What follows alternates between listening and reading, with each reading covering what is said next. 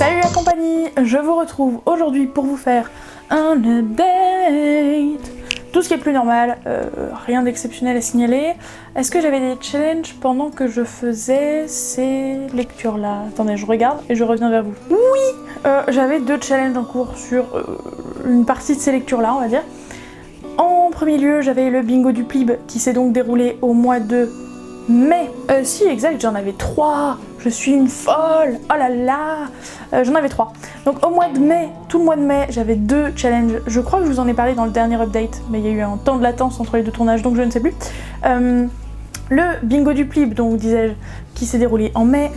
Et en gros, il y avait toute une grille, il fallait cocher des cases en fonction de ce que vous lisiez et surtout aussi comment vous lisiez, il y avait des actions, des lectures à faire, bref, c'était très sympa.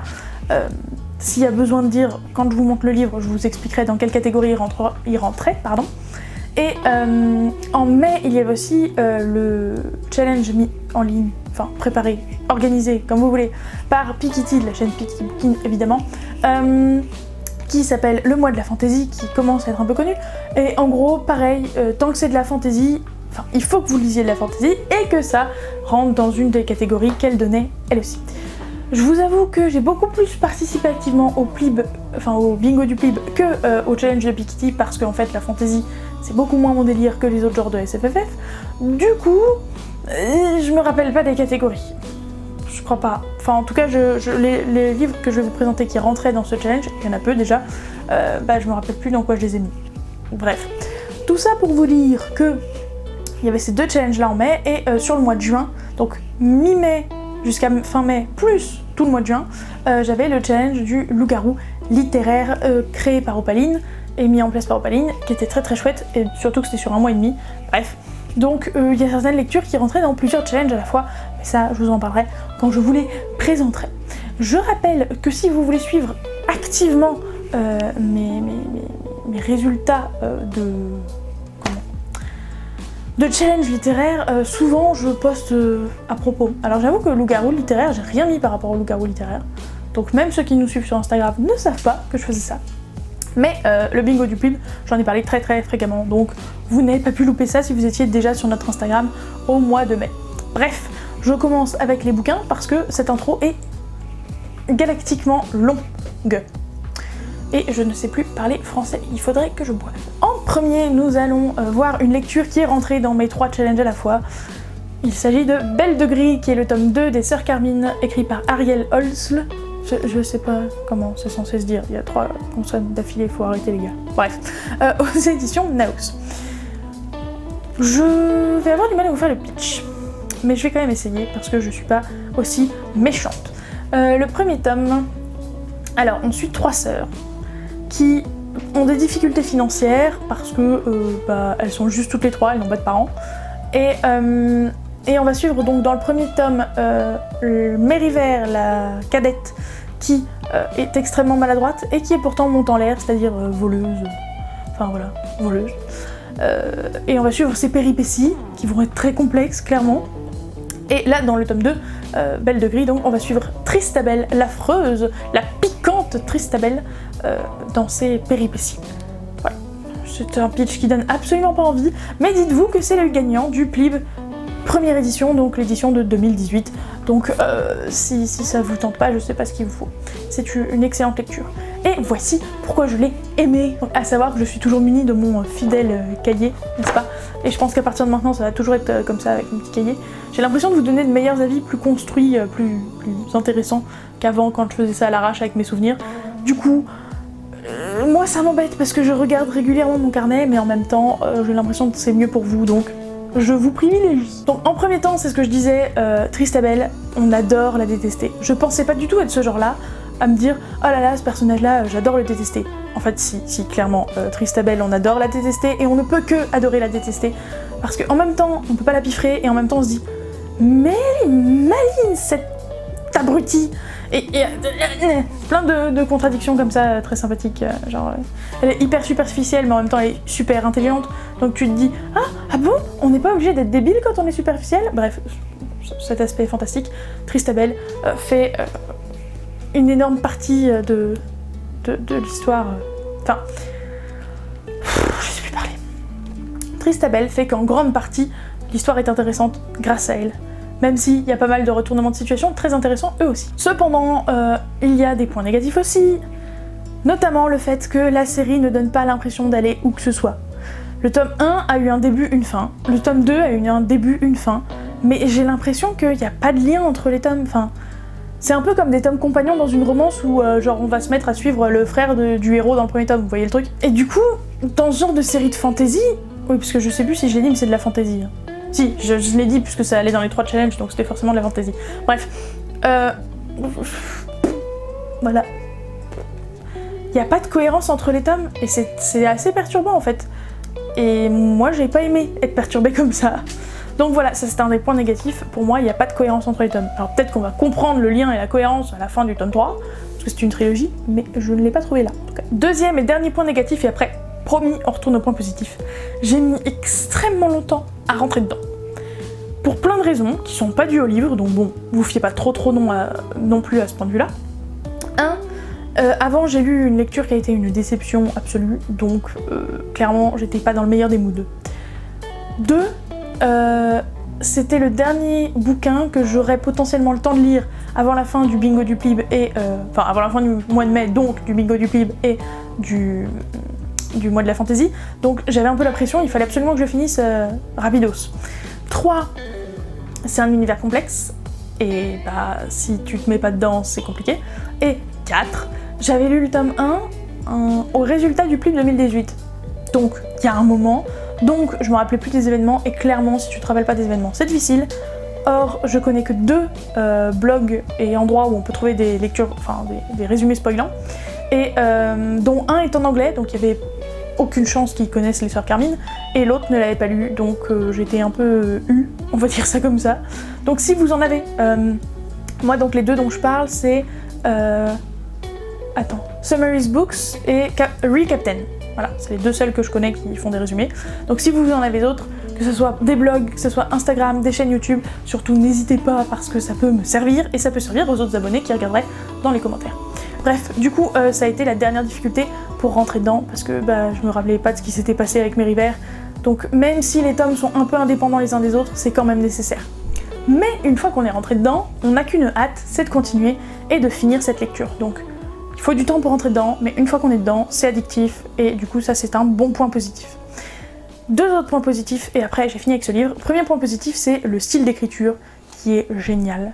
Je saurais pas vous expliquer plus que ça, mais le style d'écriture est génial. Et clairement, si vous vous demandez si le style d'écriture vous plaira, il est un peu reflété dans la 4ème de couverture, donc regardez les 4ème de couverture et vous verrez si ça vous tente ou pas.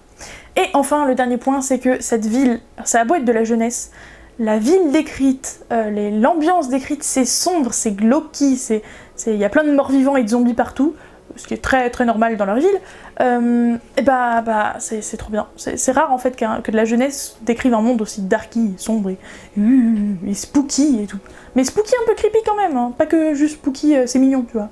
Bref, c'est très chouette, et il faudrait que je lise plus vite le tome 3 que je n'ai lu le tome 2, comme ça je finis la série, et j'aurai pas les mêmes problèmes que j'ai eu là pour démarrer. Bon, voici venir le temps de la fameuse déception qui m'a mise dans le baba pour Belle de Gris. Il s'agit de Les Constellateurs de Tiffany Schneevely aux éditions Ada, qui est une maison d'édition canadienne si je dis pas de bêtises. Bref, je l'ai aussi lu dans le cadre du bingo du plib. Il est rentré dans le bingo du plib. Est-ce que... Oui, si, j'ai réussi à le faire rentrer dans le loup-garou littéraire, mais je sais plus dans quelle catégorie. Et c'est pas de la fantasy, donc il n'est pas rentré dans le mois de la fantasy. Bref, donc, pour le bingo du plib, il fallait que je lise une lecture d'une maison d'édition peu connue. J'ai estimé que c'était peu connu en France, du coup, je n'ai pas hésité. Je l'avais acheté pour aider à financer la campagne Ulule du plib 2019. Du coup, la boucle était bouclée un petit peu, si vous voulez. Et pour le pitch, on va être dans le triangle des Bermudes, sur une île qui s'appelle Miramaz, et on va suivre une héroïne qui a toujours vécu là, et qui en gros vit sur cette île parfaite. Voilà, l'île est complètement parfaite, et isolée du reste du monde, et personne dans le reste du monde ne connaît son existence, parce que sinon ça viendrait pourrir la fabuleuse île de Miramaz. Et donc, pour que ce monde soit parfait, il y a les constellateurs, qui cèdent des constellations, vous l'aurez deviné, pour guérir les maux, pour régler tous les problèmes, etc. etc. Cette lecture, alors je vais pas dire était nulle, c'est pas gentil, et j'essaye d'être quelqu'un de positif, et on n'ira nulle part si on fait du nivellement par le bas. Voilà, ce que j'ai dit n'avait aucun sens, mais vous avez compris je pense. Bref, donc je vais essayer d'être constructive dans mon avis très négatif. Bon, je commence direct à le déboîter ou je donne les points positifs avant? Allez, on va donner les points positifs, et ensuite on le déboîte. Premier point, l'histoire est innovante. J'avais pas encore lu un bouquin où on parle de monde parfait et tout, qui ne soit pas une dystopie. Parce que du coup, c'est pas une dystopie, c'est juste une île planquée dont on n'a pas connaissance et conscience dans notre monde. Bon, ça se base un peu sur la dystopie, mais ça n'est pas vraiment une, et je trouve l'histoire innovante, le fait de se baser sur les constellations, je trouve ça pas mal aussi. Le déroulé ensuite de l'histoire est assez innovant aussi, même si je vais pas vous le développer, ça serait du gros spoil, mais j'ai trouvé que c'était assez innovant dans le pitch de base et dans le déroulé global. Deuxième point positif, et c'est malheureusement le dernier, les personnalités des personnages sont très marquées. On n'a aucun problème à se rappeler qui fait quoi et a l'habitude d'agir comment, et à retenir les personnalités des personnages. Parce que c'est une chose que les personnages soient distincts, mais vous vous tromperez pas de prénom. C'est-à-dire que vous connaissez trop bien qui agit comment pour pouvoir vous tromper de prénom, c'est pas possible. Et on passe au point négatif. Point négatif numéro 1. Je n'ai trouvé aucune crédibilité dans les réactions et les émotions des personnages. Ça n'avait aucun sens. Il y a des moments où j'aurais été hyper énervée, genre quelqu'un vous a caché quelque chose pendant super longtemps, vous l'apprenez enfin, pas par sa bouche et tout. Moi je suis vénère, juste je suis vénère. Je m'énerve, ou je comprends pas, ou je cherche à comprendre, mais je suis tellement submergée par mes émotions que je m'énerve, enfin vous voyez un peu le délire. Je pense qu'on est un peu tous de la même manière. Non là, ah je comprends pourquoi tu as fait ça. D'accord, tout est pardonné, je comprends, oui, tout est clair. Non, bah non, c'est pas assez humain, je suis désolée. Pour moi, clairement, ça manquait de réalisme. Toutes les émotions, si vous voulez, allaient dans le sens de l'autrice. J'avais un petit peu cette impression que tout se déroulait bien dans le meilleur des mondes. Alors oui, il y avait des bâtons dans les roues, oui, des fois c'était pas facile, mais il n'y avait aucun conflit entre les personnages. Ils allaient quasiment tous toujours dans le bon sens, sauf les méchants qui sont là pour être méchants. Mais je veux dire, normalement, dans les groupes de gentils, il y a des moments où ils sont d'accord sur la finalité, mais pas comment y arriver, par exemple, où ils se fritent là-dessus. Là, non. Non, ils sont toujours tous d'accord les uns avec les autres. Un cauchemar. Ensuite, un autre truc qui m'a gravement posé problème, c'est l'écriture. Alors, je saurais plus vous dire pourquoi, merci les petites notes, parce que là, pour le coup, c'est la lecture la plus ancienne de toutes celles que je vous présente. Mais l'écriture, clairement, donc c'est ce que j'écris, ne permet pas de s'attacher aux personnages. Elle nous distancie clairement des personnages. On est mis à l'écart, il y a un plexiglas, merci le Covid, entre les personnages et leurs émotions et les nôtres, le lecteur et tout ce qui se passe de notre côté, clairement. Je me rappelle que je ne ressentais aucune empathie pour qui que ce soit, ou presque. Ensuite, le classico-classique qu'on va retrouver dans toutes les lectures que l'on a trouvées personnellement mauvaises, les longueurs. J'ai trouvé qu'il y avait plein de longueurs, mais ça c'est inévitable. Dans un livre qu'on n'aime pas, généralement on trouve des longueurs, et celui-ci n'a pas fait exception. Pas grand chose de plus à vous en dire, c'est pourtant un livre pas très épais, mais il y a quand même eu des longueurs à mes yeux. Et enfin, le dernier point, la fin, nom de Dieu, la fin. Alors j'ai mis fin avant et après l'épilogue, c'est-à-dire que la fin avant l'épilogue, non, mais alors la fin après l'épilogue, elle était encore pire. Genre limite, en fait ça faisait comme un choix multiple à la fin si vous voulez, genre imaginons, je dis n'importe quoi mais pour que vous fassiez une idée, genre à la fin normale, entre guillemets normale, tout va bien dans le meilleur des mondes, et épilogue, full drama, oh non, il s'est passé ça sans qu'on le sache, et du coup, tout va mal. Et c'était un peu en mode, choisis la fin que tu préfères. Moi, aucune des deux. Non. Du coup, j'ai un peu le seum, parce que comme je l'avais eu grâce au Plib, il est... Enfin, c'est pas comme ça, pas forcément avec, mais... Attendez que je le retrouve. Il est dédicacé. Ouh. Alors j'avoue que c'est toujours classe d'avoir une dédicace, mais je suis un peu moins enthousiaste du coup, puisque j'ai pas aimé le livre. Voilà. Tant pis. Mais bref, c'est un flop en ce qui me concerne. Si vous voulez toujours tenter cette histoire d'île parfaite, avec des constellateurs pour aider à ce qu'elle reste parfaite, eh bien allez-y, mais vous saurez que je ne l'ai pas conseillé de... Enfin, je l'ai pas vivement conseillé, quoi. Voilà. Je vous m'en tiendrai par rigueur, en tout cas, si vous aimez pas, je vous aurais prévenu. De déception en déception, soyons déçus, oui, tous ensemble. Bref, vous aurez compris que il n'y a pas eu qu'une seule déception dans cet update. Et vous allez peut-être être choqués de ce qui sera la deuxième déception. Tada! Bonjour, ici Cogito de Victor Dixon, aux éditions Robert Laffont dans la collection R. Je m'apprêtais à être un super bouquin de science-fiction qui aurait pu être super intéressant, mais en fait non. Ça vous va? Je trouve que j'ai fait une bonne présentation. Voilà, je me suis trouvée sympathique. Bon, avant de faire le pitch, je voudrais quand même mettre en avant un point positif qui s'est avéré négatif, n'est-ce pas? On adore. La couverture. Alors vous pouvez vous dire, mais ah là là, mais ce livre est fabuleux, brille, plein de dorures et tout, il est très stylé. Oui, il était très stylé avant que je le lise. Et puis après, attendez, je vous le montre parce que j'avais ma main dessus exprès. Et puis après, ça s'est dépioté et c'est parti. Alors je sais pas si ça rend quelque chose à la caméra avec toutes les brillances et tout. Mais en gros, je dois avoir les doigts gras parce que j'ai regardé les autres booktubeuses. Et non, même sur leur vidéo j'ai lu, donc quand elle l'avait déjà lu, ça n'était pas parti, donc je dois avoir les mains trop grasses, ça devait baver sur mes doigts, j'en sais rien. Mais moi ça n'est pas tenu, ça n'est pas resté, et clairement on sent là où j'ai mis mes doigts et ma paume de main. On est parti pour les points positifs et négatifs, parce que là aussi il y a matière à discuter et il y a matière à blablater, comme j'aime à le dire. Point positif numéro 1. J'ai adoré le personnage de Sinbad, qui est un des personnages masculins principaux que j'ai beaucoup aimé, qui est très accro à la science-fiction, aux vieux films, ou en tout cas aux films qui commencent un peu à dater pour nous, donc pour lui c'est encore pire. Et je viens de me rendre compte que je ne vous ai pas fait le pitch, donc je vais tout faire dans le désordre puisque je vais faire maintenant le pitch. Yes. Au niveau du pitch, nous allons donc suivre Roxane qui clairement a une vie compliquée parce que sa mère est décédée et son père a été descendu au plus bas de l'échelle sociale et surtout au niveau de son boulot, puisque dans ce monde-ci, les intelligences artificielles ont pris complètement le pas sur tout le reste, et on remplisse la moitié des jobs ou presque, et du coup il y a plein de gens qui étaient des travailleurs normaux, qui se sont fait virer ou qui deviennent des travailleurs de bas étage, n'est-ce pas?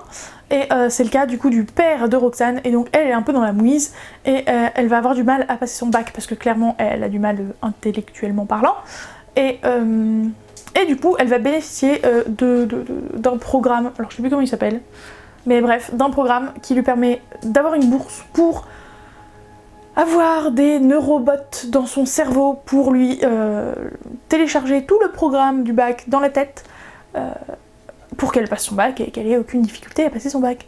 Autre point positif, puisque cette fois-ci j'ai fini avec le résumé, donc retournons aux points positifs et négatifs. Le personnage principal de Roxane, je l'ai trouvé extrêmement crédible.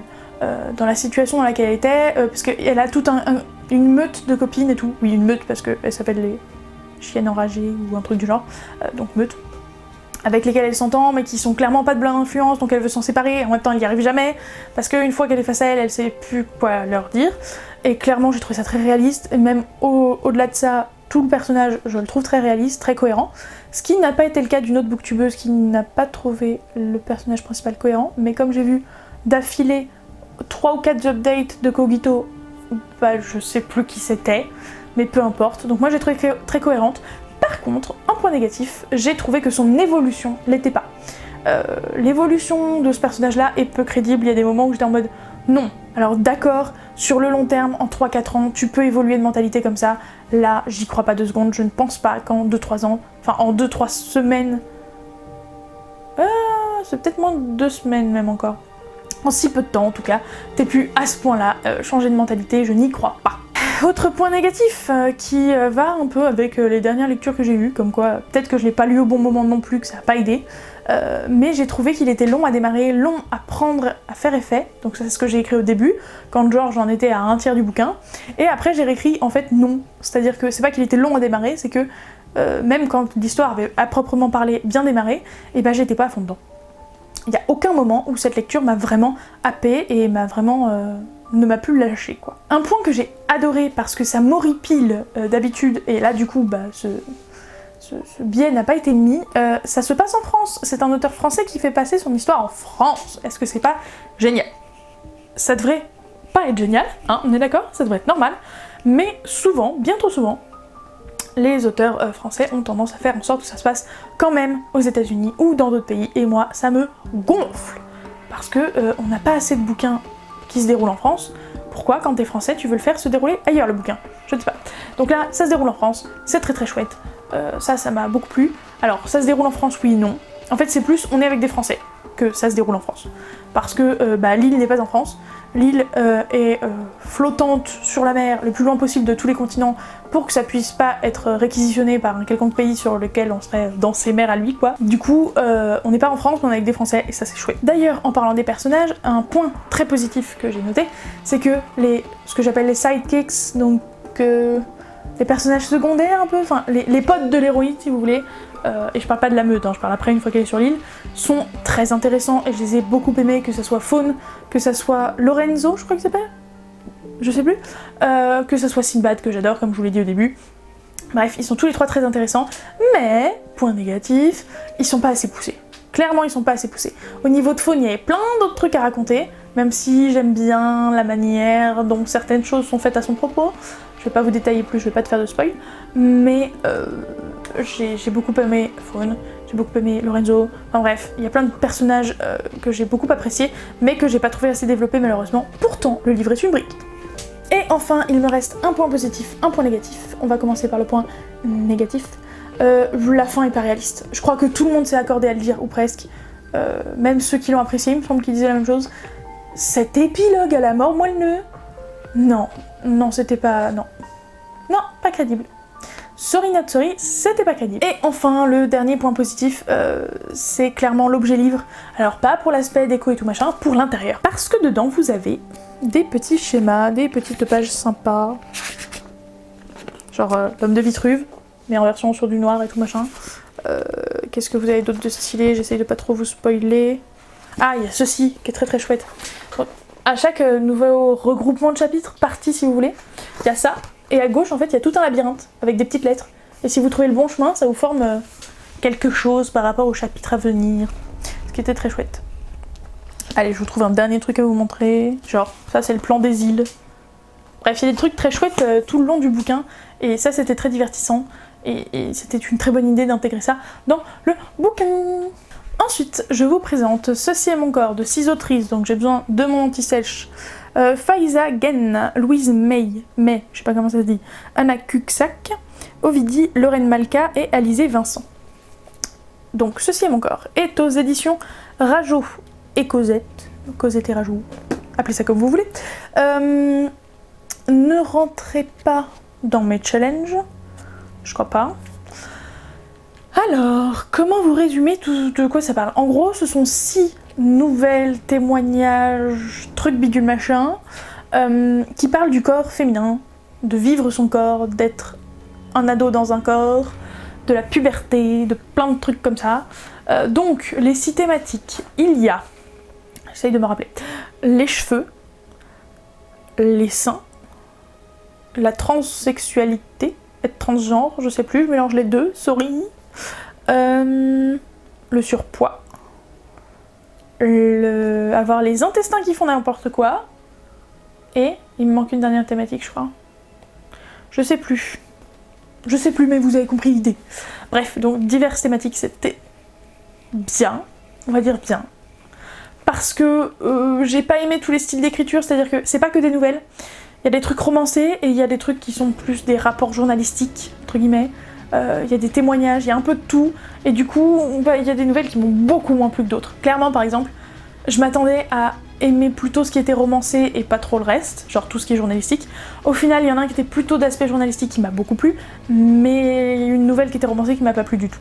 Donc, vous voyez, ça dépend beaucoup. Dernier aspect négatif, et après on ira au positif, c'était très déséquilibré en nombre de pages. Je crois genre que la première sur les cheveux, le fait de se lisser les cheveux et tout, quand on est quelqu'un, je crois qu'elle est, je sais plus, je crois qu'elle est du Moyen-Orient et du coup elle a les cheveux frisés, mais ouais, je crois que c'est frisé qu'elle a ses cheveux, je sais plus s'ils sont frisés, crépus, bref, peu importe, on s'en fout, ça revient même, l'injonction à se lisser les cheveux, Je crois que c'était en 4-5 pages, un truc du genre.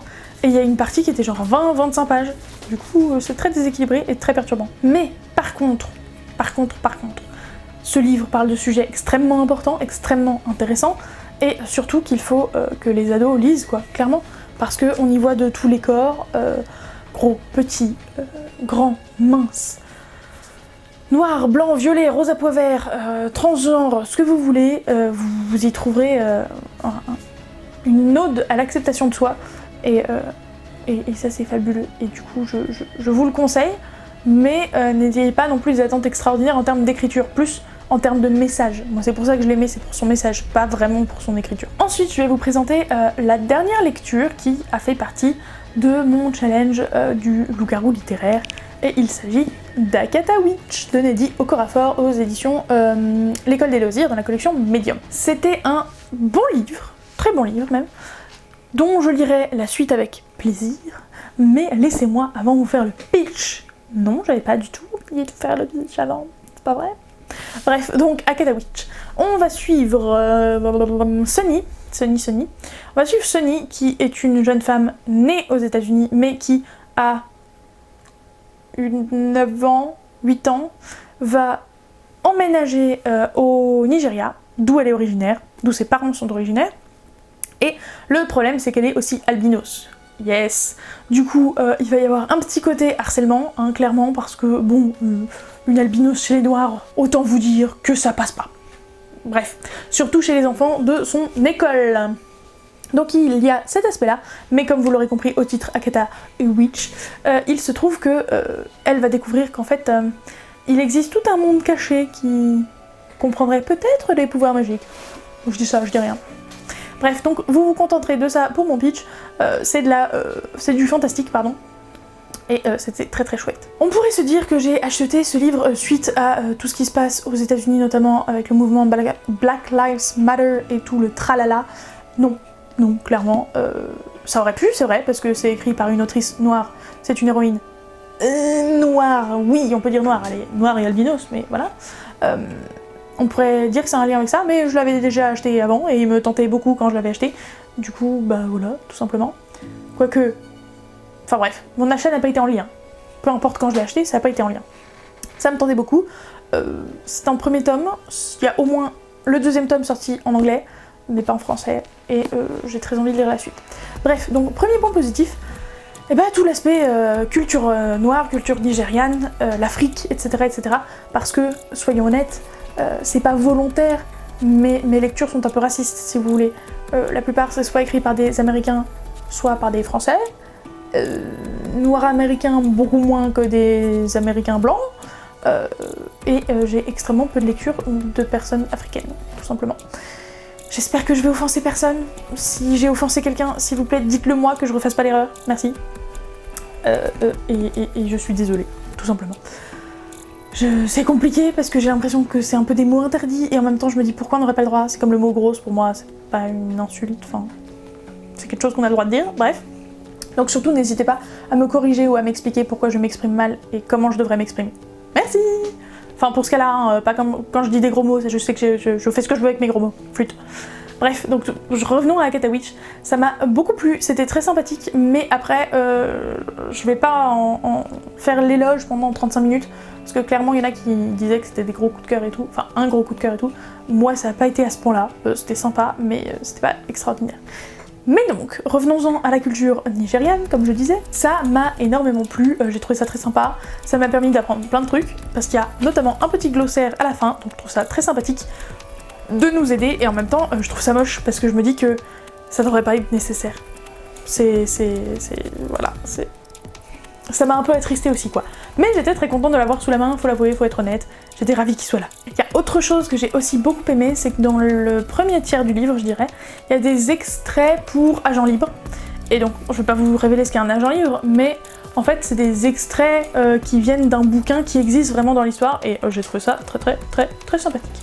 C'est toujours très chouette d'avoir des extraits de bouquins qui existent dans l'histoire qu'on lit, c'est trop bien. Un peu au conte de Bidel le Barde, dans ce mood-là. Bref, c'était chouette.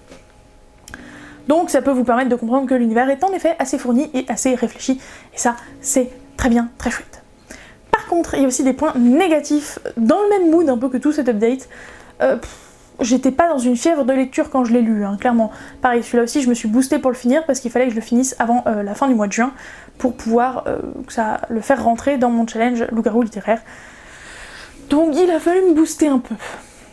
D'ailleurs, en parlant à la fin de ce livre, c'est le dernier point négatif pour le dernier livre. Ah non, il en reste un autre après. Du coup, dernier point négatif, est-ce qu'on peut parler de cette fin? Alors c'est une fin de premier tome, mais il y a une sorte de fin en soi. Non. Non, il n'y a pas moyen. Non. C'était pas crédible. Le problème, c'est que je peux pas du tout vous expliquer pourquoi c'était pas crédible, parce que ça spoilerait tout. Mais en gros, ça se précipite sur la fin, et du coup, la fin est bâclée, et j'ai l'impression qu'on résout l'un des problèmes principaux du bouquin en 10-15 pages, de manière absolument pas crédible. Alors il y a certains moments où on sous-entend que ça pourrait être plus crédible avec des explications qui viendraient éventuellement par la suite, mais comme on est du point de vue de Sunny qui n'y connaît pas grand-chose à l'univers magique dans lequel elle a été plongée, on est de son point de vue et on est en mode ouais non, c'est pas logique. Et en même temps ça c'est un point positif. Parce qu'à plusieurs reprises, Sunny elle est en mode mais fichez-moi la paix, expliquez-moi, j'en ai marre, je comprends pas. Alors que des fois il y a des sagas de fantasy où on n'explique pas le personnage principal, et il a beau s'énerver, bah ça sert à rien. Là elle s'énerve, mais genre vraiment, elle est en mode je bougerai pas de là tant que vous m'expliquez pas un minimum ce qui se passe. Et ça c'est trop chouette, parce que on est avec elle, on est en mode oui, merci, tu t'es enfin vénère pour comprendre ce qui se passe, parce que quand tu te laisses traîner sur je ne sais combien de kilomètres pendant je ne sais combien de jours à pas comprendre ce qui se passe sous ton nez, et que personne ne réagit, ça a le don de m'énerver au plus haut point. Et là pour le coup, elle s'énerve à notre place, et ça c'est trop chouette, on a les réponses quand on les veut. Bon, c'est un peu tard, mais on les a quand même au bout d'un moment. Bref, donc c'était une très bonne lecture.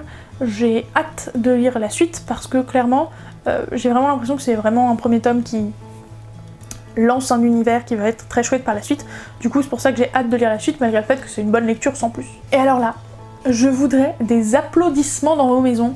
Je les entendrai pas, mais vous avez qu'à les mettre en emoji dans les commentaires, puisque je suis fière de moi. J'ai sorti